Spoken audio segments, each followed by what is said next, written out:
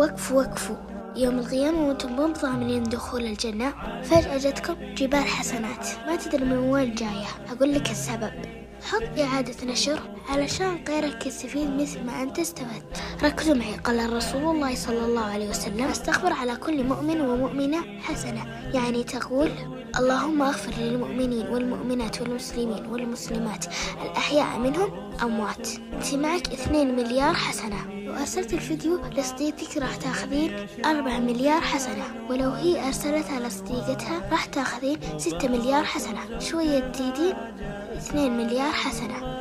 والدال على خير كفاعله. والسلام عليكم ورحمة الله وبركاته.